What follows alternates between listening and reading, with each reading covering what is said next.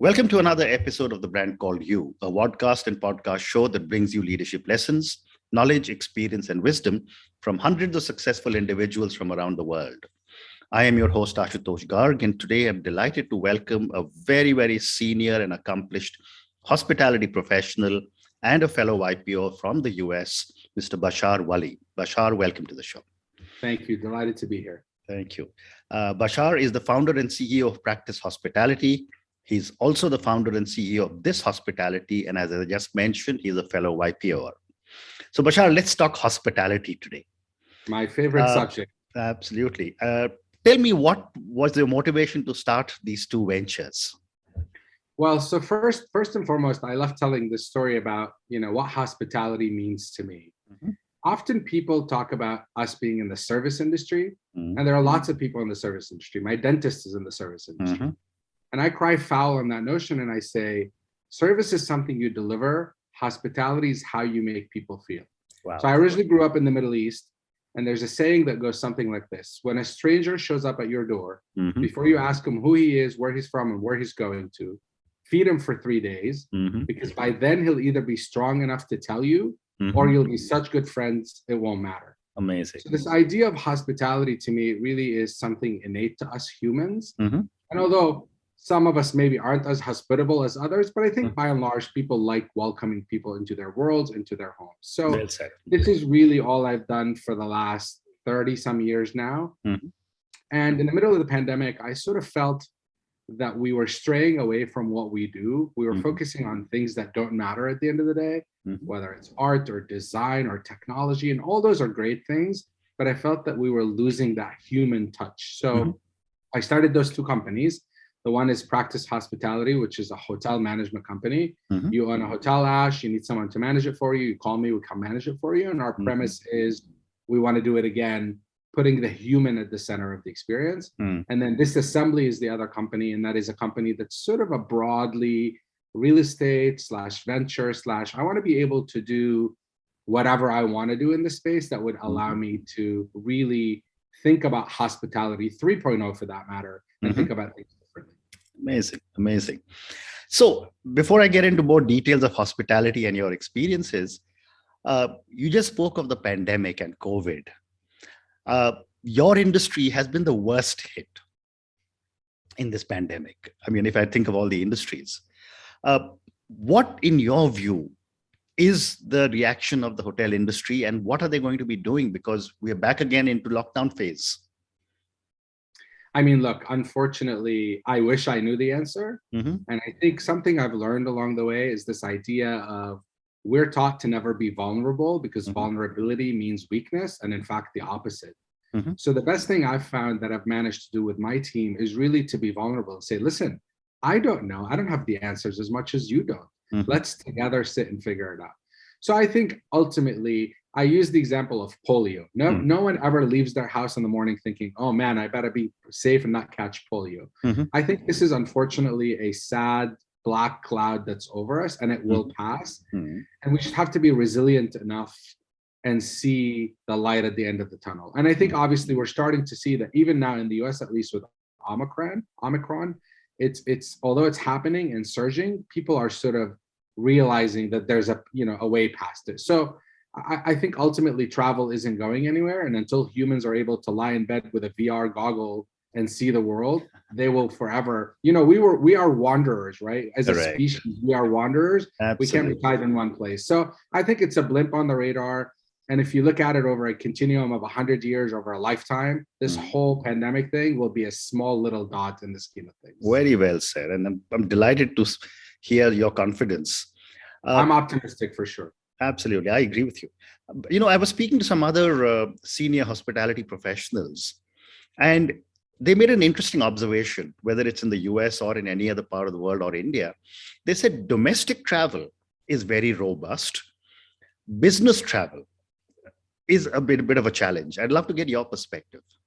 I mean, clearly the kinds of hotels I do are usually urban city center hotels. So they rely heavily on business. And I think we are all in the industry worried about business travel coming back because that is our bread and butter.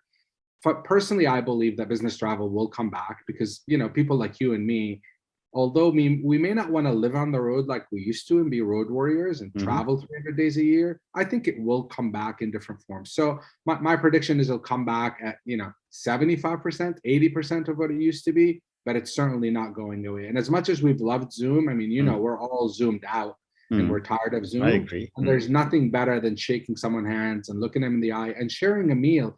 And people forget about the art of courtship. It's hard for you and I on a phone call or a Zoom call to talk about, tell me about your kids and where do you like the vacation? What do you like to eat? But if we're sitting, sharing a cup of coffee, cup of tea, a meal, it's a lot easier to engage in that beautiful art of human conversation. So I think that inevitably will be the reason why business comes back. Business travel comes back because people want to do business with people they like. That's generally human nature. And it's hard to like someone on Zoom. It's just not the same. I agree. Well said. So, I have two grown-up millennial sons, and we've just come back on Sunday after a vacation. They flew down from Singapore in the US, and we met them in France. And I was looking at their philosophy of eating and traveling and living. All of them, both, they and their families seek experiences. When a person of my vintage, and I'm much older than you, was looking at different places, going to different seas, sightseeing, etc. I wanted to get your perspective on how are the millennials and the Gen Zs changing the travel and the hospitality business?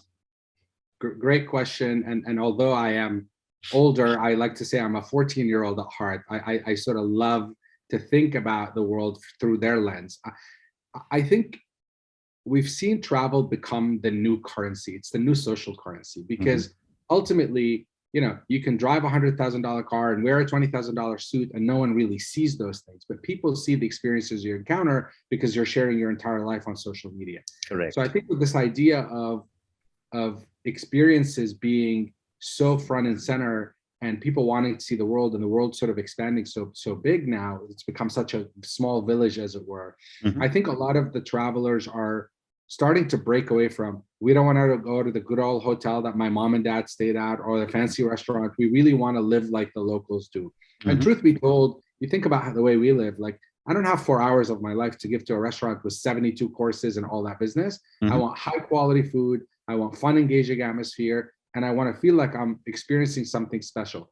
So I think you're going to watch a lot of the traditional ways of travel shifting and the big brands that we sort of, like, no offense to the Four Seasons, but your kids don't want to stay at the Four Seasons, even if you said you'd pay for it. Sure. Because there's not anything experiential about it. Correct.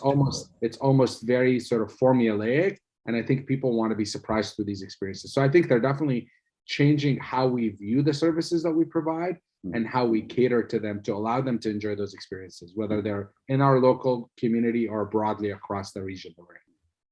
And, continuing from what you just told me about the Four Seasons and experiences, again, when I was traveling extensively, it was always a big chain, large hotel, city center, ease of access, etc., etc.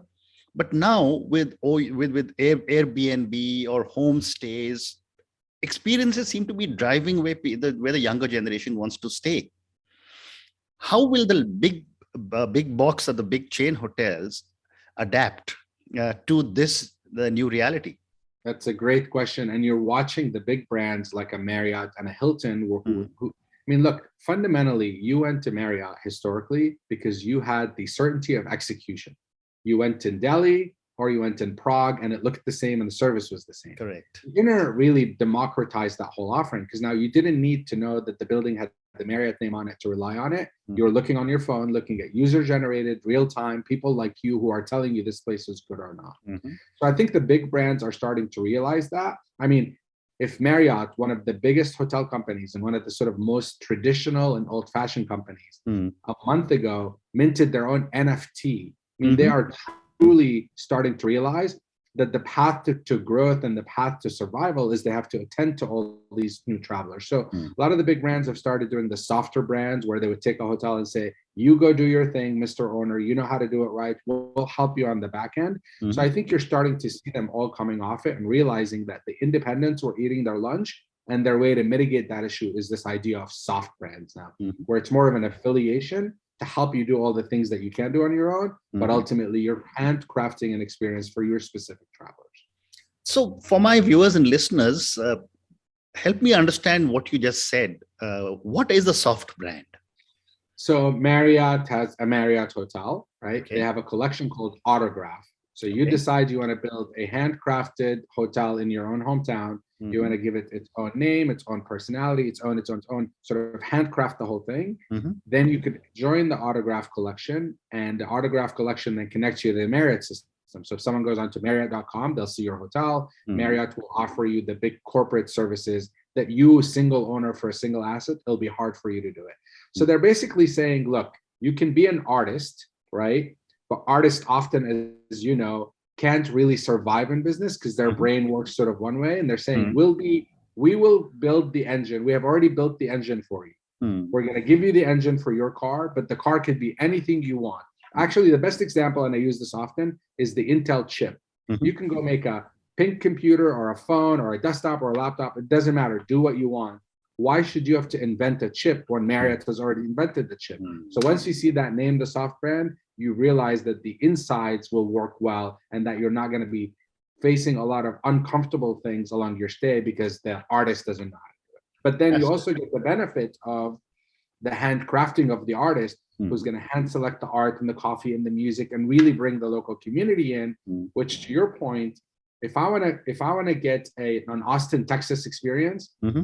true Austin, Texas experience, I'm not going to go stay at a Marriott in Austin, Texas, but I'll stay at the XYZ hotel that is connected to Marriott because it'll Correct. give me the local experience. Well said. Well said. So, you just spoke about NFT that the Marriott launched. And that's a good segue to my next question. That over the last few years, technology seems to be changing every possible industry. I'd love to get your perspective on how is technology changing hotels? Sure. Great question. Look, back to my earlier comment. I think hospitality at the heart of it is about humanity, right? And Correct. interacting with other humans. I've stayed in Tokyo hotels where I was checked in by robots. Mm-hmm. I've stayed in New York hotels where I order a towel and a robot brings me my towel. Mm-hmm.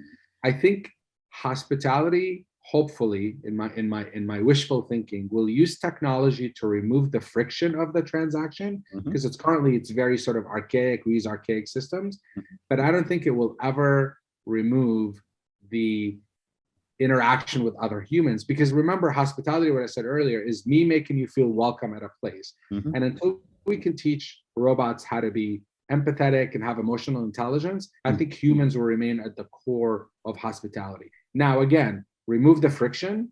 I don't care who delivers my towel, but when I have a question, I want to talk to a human and I want to engage in that conversation with them. And honestly, if you go Darwinian for a minute, we humans want to be part of something bigger than we are. Correct. We are tribal. We need to be together. And when you're going to a strange city, there's something special about sort of being welcomed by a person and not just going to a dark apartment, opening a door and going on your own. So my prediction is that we will continue to use technology to improve our processes. But like I said, unless we can invent a VR goggle where you can lie in bed and travel the world in the same way you would in person, which could happen, I'm not saying it won't, then travel will change irrevocably. But until then, people want to be out there. They want to be smelling the air and touching the sand of these places. And I think the humans are at the center of it. Fascinating. So one more question before I come to practice hospitality and this hospitality. Sure. As a long-time hotelier or a hospitality professional, I was speaking to some friends and they were saying that the best general manager of a hotel is one who is present at breakfast, because that's the only time they are able to meet every single guest.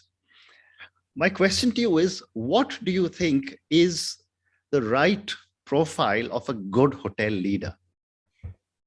I think a good hotel leader, at least in my selfish interest, because I've done it before, my selfish opinion is someone who has truly been, I don't want a general leading the army who wasn't a soldier themselves.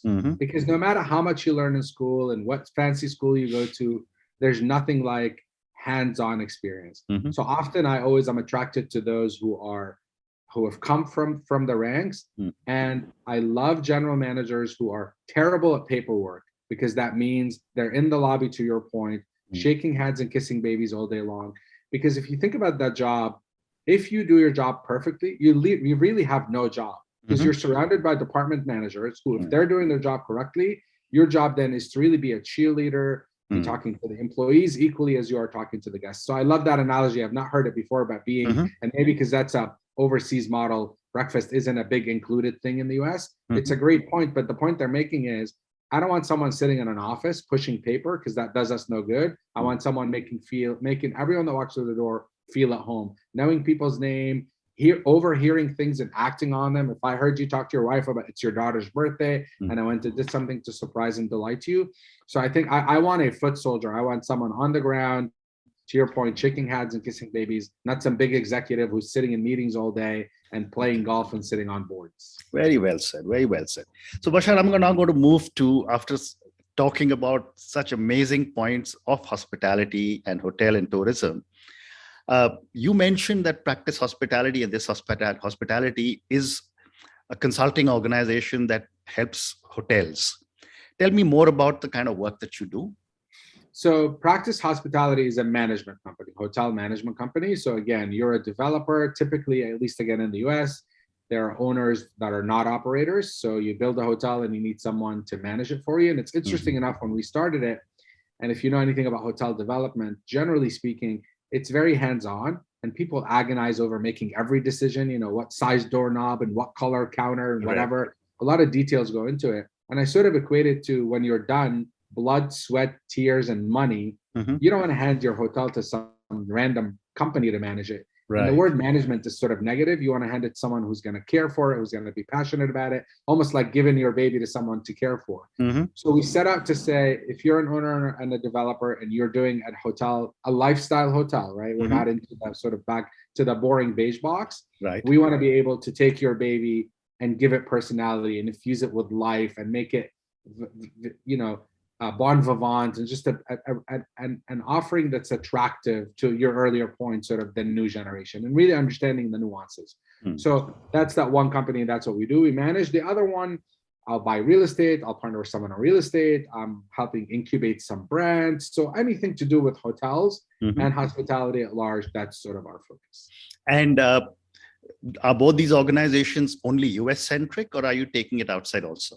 I mean, I've sort of said US, but I am a nomad at heart as well. I've been to a lot of countries. There's a lot of countries to go to. I think there's a lot of interesting ways to bring the American sensibility, not in an egotistical kind of way or an arrogant kind of way, but there's certainly an American sensibility that works. I think there's a lot of opportunity to take it globally. It would have to be for the right opportunity, but I would love to do something globally. Whether Asia, I will say, by the way, I think Asian hospitality is the creme de la creme, the best hospitality. And I think back to my earlier comment about humans, it is the Asian hospitality, like, people love to serve. They don't think of those things as job. It is in them to just serve.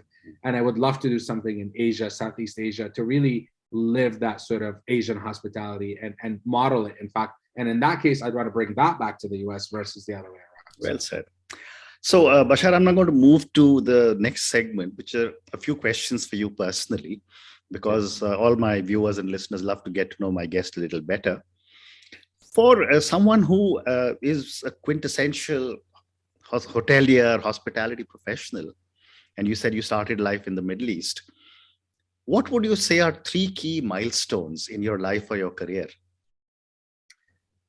I think obviously choosing to move to the US was a big sort of move for me. And it's a monumental thing that helped sort of my life in a different way. Who knows what I would have ended had that not happened. No regrets, obviously. I'm very happy about it.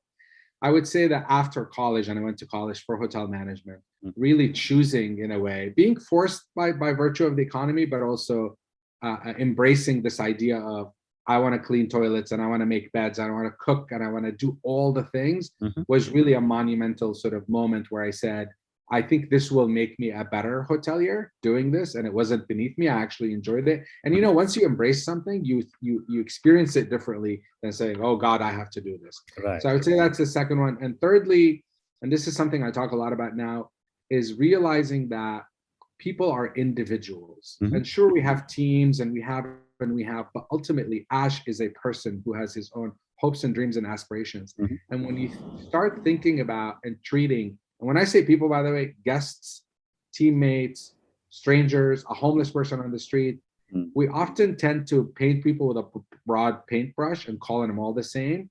And I think that we make that big mistake. And I think the idea of individuality has become the center of everything I do. I never walk into any transaction, any interaction thinking this person is one of them. I treat that person individually. And I think that has helped me tremendously in life, forget career. Fascinating. My next question to you is that as a hotelier who is very clear what's coming out from you is you're a great service professional for in the tourism and hospitality business. What are some of the core values you believe in? Again, I love quotes. And there's this quote that I heard recently is, if you are so close to the line that you can see it, you're way too close, walk away. Mm-hmm. Integrity, honesty, nothing is worth more than my reputation. Mm-hmm. And you could say anything you want about me, whatever it is, I don't care. As long as at the end of the day, you say, you know what, he's a good guy. He's an honest guy. So I think fundamentally, they say, tell the truth and you'll have to remember what you said. I am sometimes honest to a fault. So I think integrity to me is the singular most important thing, at least in my life, mm-hmm. that I think at my grave, that's the only thing that I want to have perfected in my life more than anything else. Amazing. So I've got time for two more questions for you. Sure. My next question, Bashar, is who or what inspires you? So humans inspire me, mm-hmm. Individuals, their stories, their struggles, their successes. It really is fundamentally to me about other people, mm-hmm. things in art and cars and all that thing. Sure, it's all okay. But mm-hmm. ultimately inspiration comes from humans. And an interesting factor about me, by the way, is I never stay in any hotel more than once or one night. Okay. And part of that craziness that I do, like, for example, I go to New York for 3 nights. I'll move 3 times, never the same hotel twice. Mm-hmm. And I've kept count in New York City and I've stayed in 210 different hotels. Wow. And ultimately, the only thing I remember, honestly, is when someone goes out of their way and makes a point of engaging. Mm-hmm. I don't remember the art or the tile or the flowers or whatever. I remember Joe from that hotel who actually spent a couple of moments with me. So to me, that's what brings me inspiration. And I love talking to people from every walk of life. Amazing. And my last question to you, and this is for the thousands of people who will listen to our conversation. For someone who's made it right to the top, what would your advice be to a young individual starting off on her or his career in the hospitality business? Be humble, be hungry, be self-driven, volunteer, raise your hand, say yes. I remember, honestly, I am very proud of the fact I tell people this. I've only applied for one job in my life, and that was the job after college, because I never said no. Like, people would say, go here, okay, go there, okay. And it was, for me, all about really learning. And I think when people realize that you're driven, right, I think it's easy for you to make it to the top. So be humble, obviously, first and foremost. Never, ever, ever, ever waver about doing the right thing. There is no wrong time to do the right thing, no matter what the consequences are. And I think ultimately the reward will come your way. Work hard, really, and just be an honest and good human. That's really it. Amazing. Bashar, on that note, thank you so much. Thank you for talking to me at such great length about the hospitality business, about your journey in the hospitality business, about how this entire business is changing. Thank you for talking about your positivity about this industry. And thank you for all the experiences that you have shared with us. Thank you and good luck. Delighted. Thank you. Thank you for listening to the Brand Called You videocast and podcast, a platform that brings you knowledge, experience, and wisdom of hundreds of successful individuals from around the world. Do visit our website www.tbcy.in to watch and listen to the stories of many more individuals. You can also follow us on YouTube, Facebook, Instagram, and Twitter. Just search for the Brand Called You.